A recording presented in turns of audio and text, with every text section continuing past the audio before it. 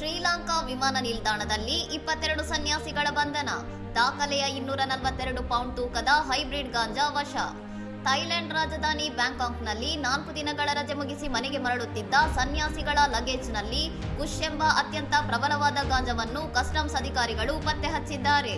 ಪ್ರತಿಯೊಬ್ಬ ಸನ್ಯಾಸಿಯು ತಮ್ಮ ವಸ್ತುಗಳ ಒಳಗಿನ ರಹಸ್ಯ ಕಂಪಾರ್ಟ್ಮೆಂಟ್ಗಳಲ್ಲಿ ತಲಾ 5 ಕಿಲೋಗಳಷ್ಟು ಮಾದಕ ದ್ರವ್ಯವನ್ನು ಬಚ್ಚಿಟ್ಟಿದ್ದರು ಎಂದು ಅಧಿಕಾರಿಗಳು ತಿಳಿಸಿದ್ದಾರೆ. ಬಂಧಿತರಲ್ಲಿ ಹೆಚ್ಚಿನವರು ವಿವಿಧ ದೇವಾಲಯಗಳ ಯುವ ವಿದ್ಯಾರ್ಥಿ ಸನ್ಯಾಸಿಗಳಾಗಿದ್ದು, ಉದ್ಯಮಿಯೊಬ್ಬರ ಪ್ರಾಯೋಜಿತ ಪ್ರವಾಸದಲ್ಲಿ ಪಾಲ್ಗೊಂಡಿದ್ದರು ಎಂದು ತಿಳಿದುಬಂದಿದೆ.